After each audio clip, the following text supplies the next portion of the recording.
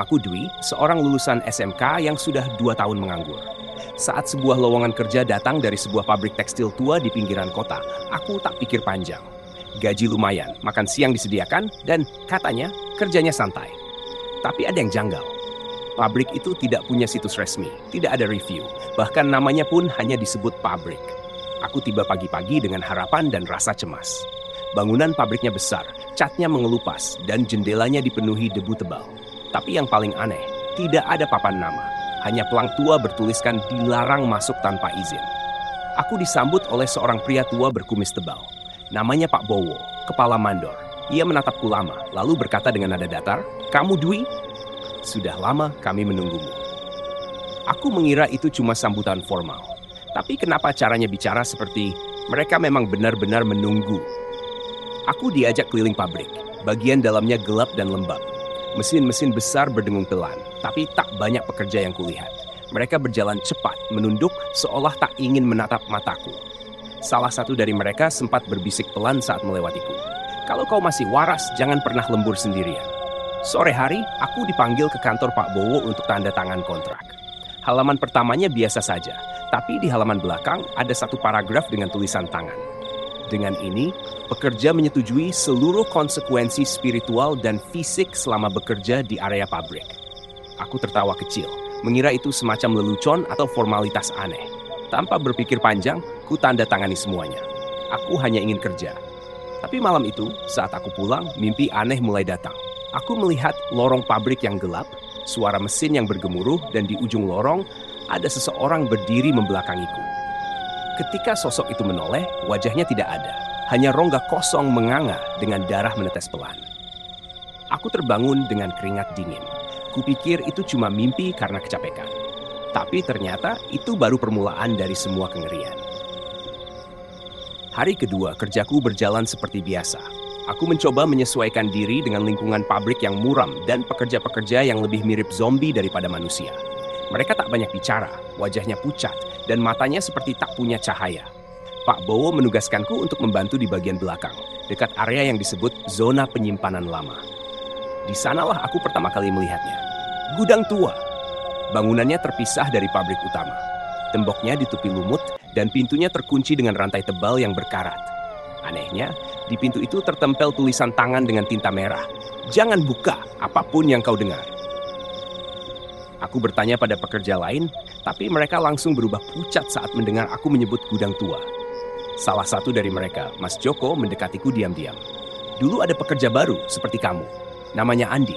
Dia penasaran, lalu mendekati gudang itu. Besoknya, cuma bajunya yang ditemukan. Penuh darah. Tubuhnya nggak pernah ketemu." Aku tertawa hambar, mencoba tak memedulikan cerita itu. Tapi malam harinya, aku ditugaskan lembur. Seharusnya ada 2 orang lain bersamaku. Tapi entah kenapa mereka tak muncul. Aku sendirian di pabrik yang luas dan dingin. Sekitar pukul 1 dini hari, suara mesin mati mendadak. Lampu pabrik berkedip lalu padam. Dalam gelap, aku mendengar suara ketukan, teratur. Tok, tok, tok. Dari arah gudang tua, aku berjalan perlahan menyusuri lorong dengan senter dari HP. Semakin dekat ke gudang, suara ketukan berubah jadi rintihan. Suara seorang perempuan, lirih, menyayat. "Tolong aku, dingin, tolong aku." Langkahku terhenti di depan pintu gudang. Rantai pintunya bergoyang sendiri. Jantungku berdetak kencang. Aku tahu aku harus lari, tapi kakiku seakan tertancap ke lantai. Lalu, sebuah suara berat terdengar di belakangku. "Sudah kubilang jangan dekat-dekat ke situ, Dwi." Aku menoleh. Pak Bowo berdiri tak jauh dariku. Tapi ada yang aneh. Matanya hitam legam. Dan di bawah kakinya ada bekas jejak darah yang menetes dari tubuhnya sendiri. "Kau sudah dipilih. Pabrik ini tidak bisa hidup tanpa tumbal." Dan di saat itu juga, suara di balik gudang tua mulai menangis keras. Seolah tahu calon berikutnya telah datang. Tubuhku membeku saat Pak Bowo mendekat. Langkahnya berat, tapi pasti. Suaranya berubah, tak lagi seperti mandor ramah. Sekarang seperti makhluk yang sudah lama tak berbicara sebagai manusia. "Aku tahu kamu penasaran, Dwi. Itu yang membuatmu layak," katanya dengan senyum yang tak sampai ke mata. Aku mundur pelan, tapi suara dari balik gudang tua semakin kencang. Jeritan, tangisan, dan bisikan bercampur jadi satu, seolah puluhan suara ingin keluar dari dalam sana. Aku sempat menoleh ke pintu itu, dan di sela-sela celahnya kulihat mata. Banyak mata, menatapku dari kegelapan. Pak Bowo mendekat, tapi sebelum dia sempat menyentuhku, terdengar suara keras dari arah belakang. Seseorang menarikku dengan kasar ke lorong samping. Aku hampir berteriak, tapi mulutku langsung dibekap. Sosok yang menyelamatkanku membawa ke ruangan kecil bekas kantor tua. Setelah napasku tenang, ia berkata pelan, "Namaku Indra. Aku juga pernah hampir dijadikan tumbal." Dia menjelaskan bahwa setiap 3 bulan sekali, pabrik ini memberi makan pada sesuatu yang bersemayam di gudang tua. Makhluk itu bukan sekadar roh, tapi entitas kelaparan, entah dari mana asalnya, yang hanya bisa dipuaskan dengan pengorbanan manusia. Dulu ada 14 dari kami, kata Indra lirih. Sekarang tinggal aku dan satu lagi. Lainnya jadi bagian dari gudang itu. Suara-suara yang kamu dengar, itu mereka. Aku ingin kabur saat itu juga, tapi Indra mencegahku. Kalau kamu pergi sekarang, mereka akan mengirim sesuatu untuk menjemputmu. Kau harus selesaikan ini dari dalam. Aku menatapnya gemetar. Apa maksudmu? Dia membuka map berdebu, memperlihatkan foto-foto para korban sebelumnya. Di antara wajah-wajah itu, aku melihat satu yang membuatku hampir muntah. Andi, temanku, teman sekolahku, yang katanya hilang saat magang di luar kota. Dia juga dibawa ke sini dan dijadikan calon tumbal. Kepalaku berputar. Semua terasa kacau. Indra menatapku dalam-dalam.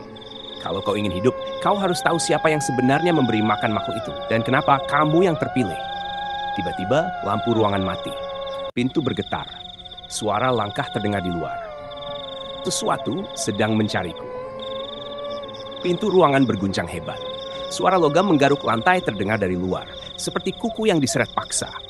Indra menyalakan korek api kecil, satu-satunya cahaya yang kami punya. Dalam nyalanya yang redup, aku melihat wajahnya berubah tegang. Mereka sudah tahu kamu belum jadi tumbal. Kita harus pindah sekarang, bisiknya. Kami menyelinap keluar melalui lorong belakang yang tembus ke jalur servis. Bau besi tua, oli busuk, dan sesuatu yang amis memenuhi udara. Aku hampir muntah saat kaki Indra menginjak potongan kain yang basah. Ternyata bukan kain biasa, tapi seragam kerja yang dipenuhi darah kering. Tempat ini adalah altar tersembunyi, gumamnya. Ritualnya dilakukan di bawah ruang produksi, dan malam ini mereka akan mulai lagi.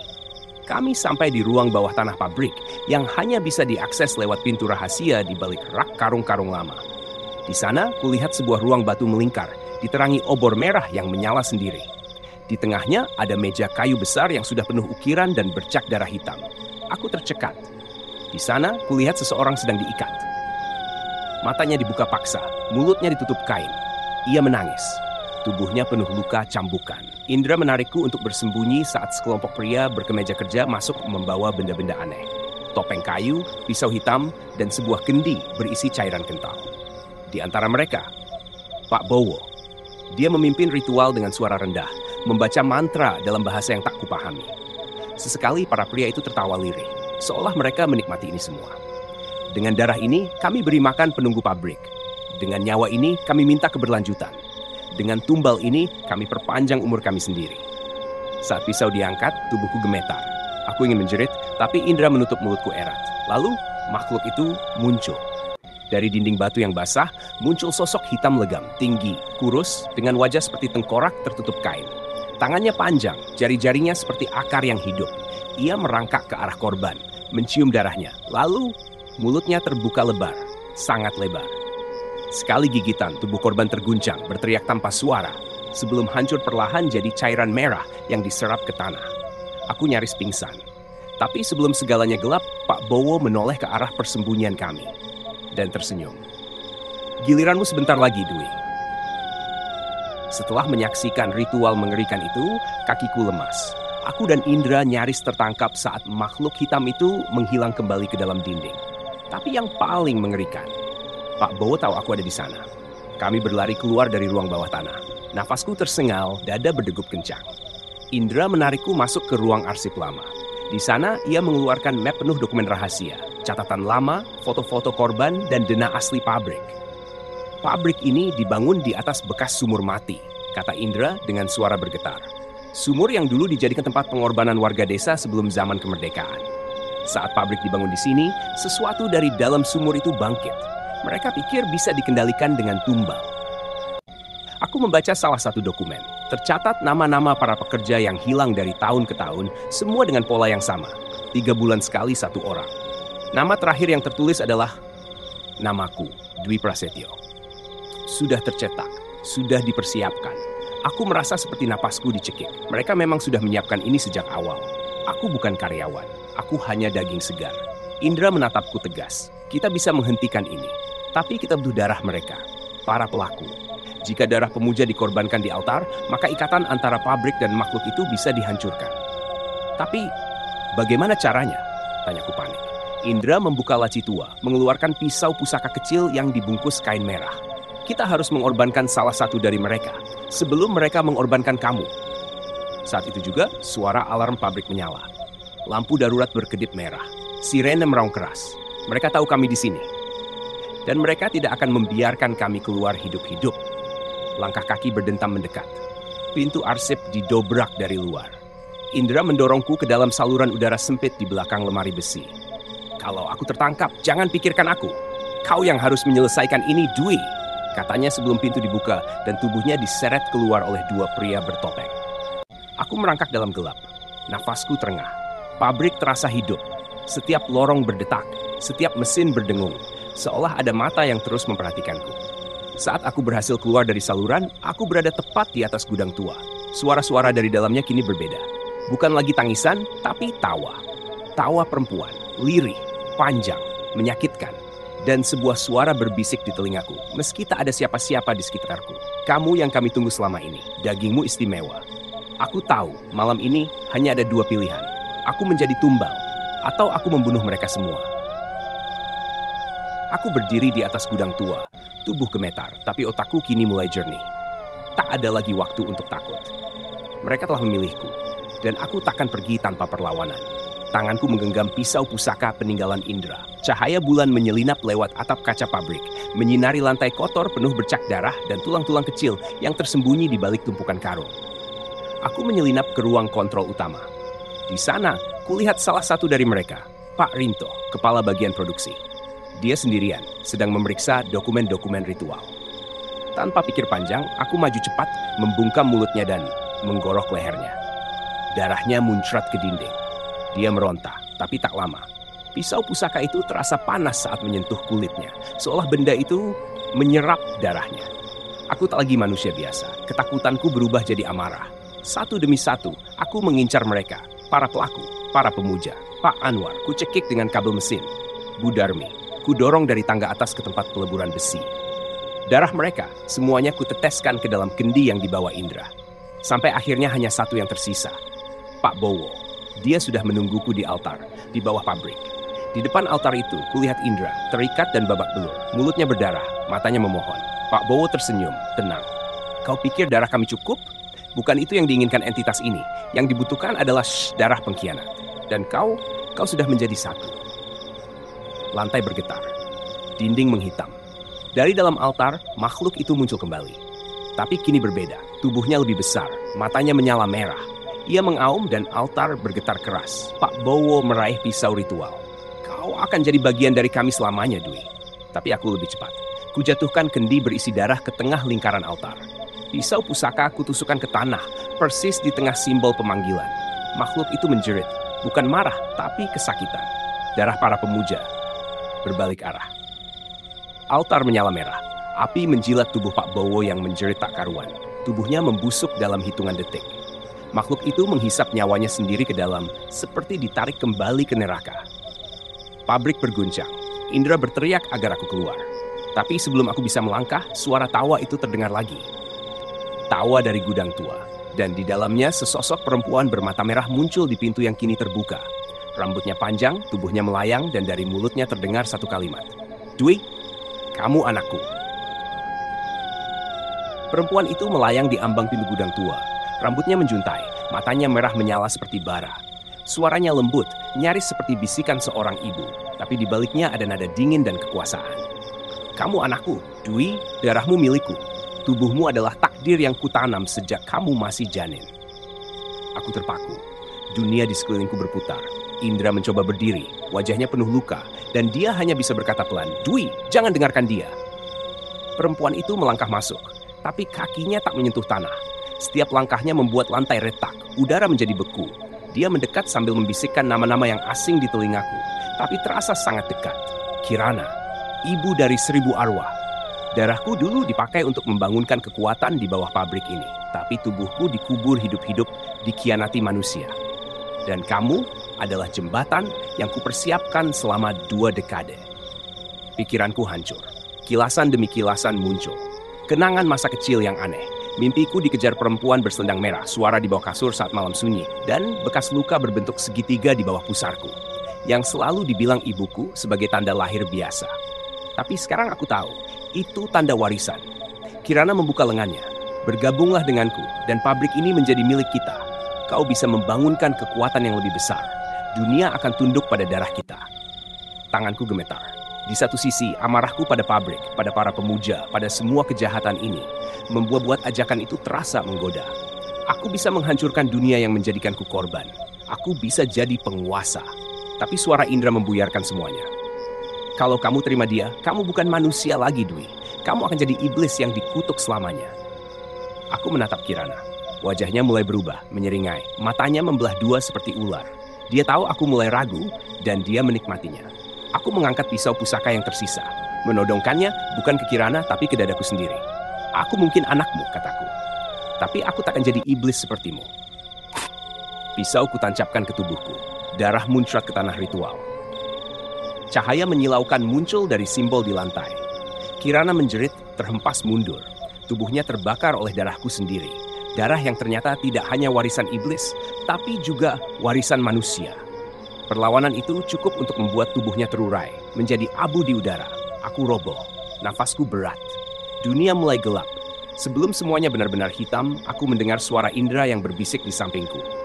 Kamu sudah menebus segalanya, Dwi, tapi apakah pabrik ini sudah benar-benar mati? Aku terbangun dengan tubuh berbalut perban dan bau antiseptik menyengat. Lampu putih menyilaukan, dan suara mesin detak jantung berdetak pelan di samping tempat tidur. Aku di rumah sakit. Di sebelahku, Indra duduk dengan mata sayu.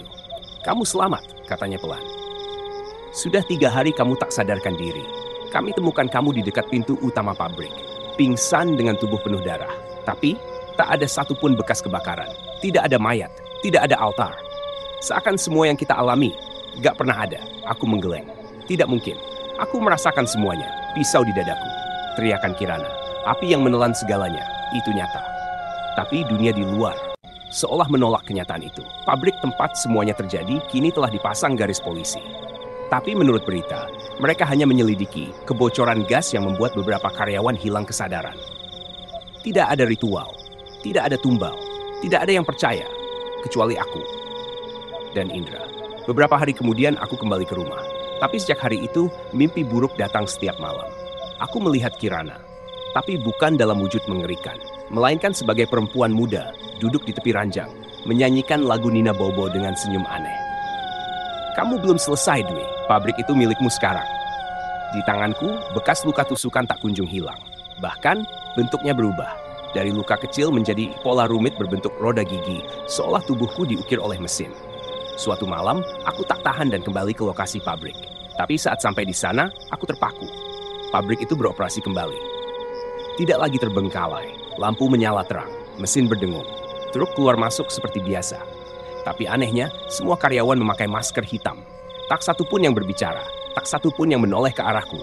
Dan di balik jendela lantai 3, ruang kepala produksi, aku melihat sosok berdiri, tersenyum padaku. Itu aku. Wajahku sendiri.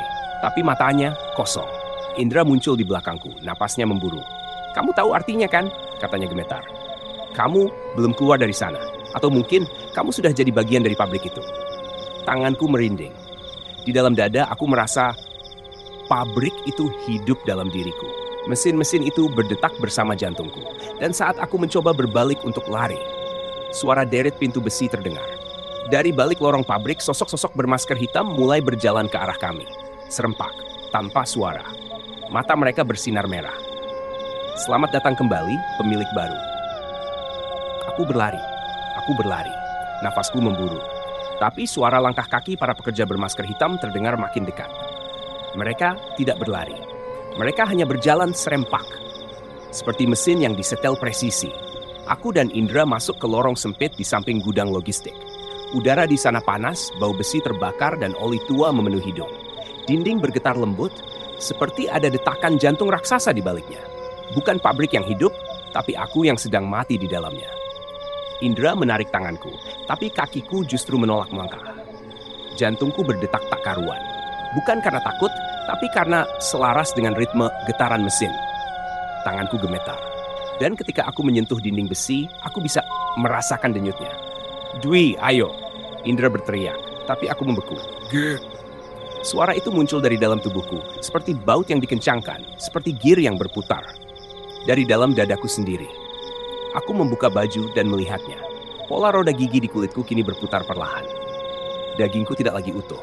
Ada logam tumbuh dari bawah pori-pori. Aku mencoba merobeknya, tapi tak bisa. Seolah aku bukan manusia lagi. Apa aku sedang berubah?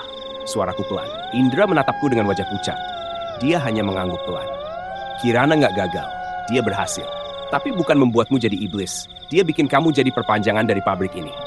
Aku ingin menangis, tapi mataku justru memanas. Dan saat ku tatap refleksiku di kaca pecah di samping mesin, aku melihat sesuatu yang tak bisa ku terima. Separuh wajahku sudah berubah menjadi logam. Mata kiriku menyala merah. Di dalam pupilnya, ada angka yang terus menghitung mundur. Indra mendekat. Itu penghitung waktu. Pabrik itu nggak butuh ritual lagi. Mereka sudah menciptakan tumbal sempurna. Kamu, ketika waktunya habis, kamu bukan lagi Dwi. Kamu jadi bagian inti mesin mereka. Aku mundur. Tangan gemetar. Harus ada cara untuk menghentikan ini. Indra mengangguk. Ada. Tapi kamu harus masuk ke ruang reaktor. Inti pabrik. Hancurkan sumber energinya. Tapi risikonya. Aku mati. Bukan cuma mati. Kamu bisa hilang sepenuhnya. Tidak tersisa apapun. Aku menatap angka di mataku. Waktu terus berjalan. Dan dari kejauhan, suara derap langkah para pekerja makin dekat. Tapi kini mereka tidak sendiri. Dari balik kegelapan, sosok Kirana muncul lagi. Kali ini bukan arwah tapi bayangan holografik yang tercetak di udara. Dia tersenyum. Matanya menyala seperti cahaya mesin. Kamu pikir kamu bisa menghentikan revolusi? Ini bukan sekadar pabrik. Ini rahim dunia baru. Dan kamu anak pertamaku. Aku dan Indra menyusuri lorong terakhir menuju ruang reaktor. Tempat yang disebut-sebut sebagai jantung dari pabrik ini. Tapi bukan jantung biasa. Ini adalah ruang penuh kabel, pipa, dan pusaran energi merah yang berdenyut, seolah hidup. Pintu logam berlapis 5 terbuka perlahan, dan hawa panas seperti napas setan menyambut kami. Di tengah ruangan, sebuah bola energi melayang, dikelilingi simbol-simbol ritual yang tercetak menyatu dengan mesin. Tapi yang paling mengerikan, seseorang berdiri di depannya. Orang itu membalikan badan. Aku, tapi bukan aku yang sekarang, melainkan versi logamku, sempurna, utuh, tanpa luka. Mata menyala, tubuh tak bernyawa, tapi punya kekuatan yang aku tahu bisa menghancurkan dunia. Aku adalah kamu tanpa keraguan, tanpa kemanusiaan. Aku mesin sempurna, aku yang seharusnya. Aku menatapnya, menggenggam sisa-sisa manusia dalam diriku. Napasku berat. Luka-luka di tubuhku mulai menyatu menjadi plat baja. Bahkan suaraku mulai berat seperti dengungan speaker rusak. Tapi aku masih bisa merasa, masih bisa takut, masih bisa memilih. Indra berdiri di belakangku, tubuhnya sudah lemah. Dwi, kau masih manusia. Jangan biarkan mereka ambil semuanya. Versi mesinku melangkah maju. Tangan kirinya berubah menjadi pisau tajam, berputar seperti bor.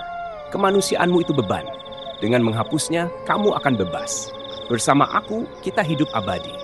Aku menutup mata, mendengar dentuman reaktor di belakang kami, mendengar suara mesin. Tapi juga mendengar suara ibuku yang dulu sering bernyanyi, suara tawa teman-temanku, suara diriku yang dulu. Dan aku tahu, aku harus memilih. Aku menerjang. Pertarungan itu tak bisa dijelaskan. Tubuhku bergerak di luar kendali, tapi hatiku memimpin. Logam melawan logam, pisau melawan pisau. Tapi akhirnya saat bola energi di belakangku mulai bergetar hebat, aku tahu ini waktunya. Aku dorong tubuh versi mesinku ke dalam inti reaktor. Dia menjerit, suara logam terdistorsi. Kau akan mati juga, Dwi. Ini tubuhmu juga, ini jiwamu. Dan aku menjawab, maka biarlah aku mati sebagai manusia. Boom! Ledakan tak terdengar, tapi sinar putih menyapu segalanya. Dunia seperti berhenti. Dan dalam sekejap, aku merasa damai, sebelum semuanya hilang. Indra berdiri di depan puing-puing pabrik yang kini menjadi tumpukan logam cair. Tak ada api, tak ada korban jiwa lainnya, tapi juga tak ada Dwi. Polisi menutup kasus itu sebagai ledakan misterius. Tak ada penjelasan. Tapi di malam hari, orang-orang sekitar sering melihat asap berbentuk wajah muncul dari tengah reruntuhan. Wajah yang tersenyum.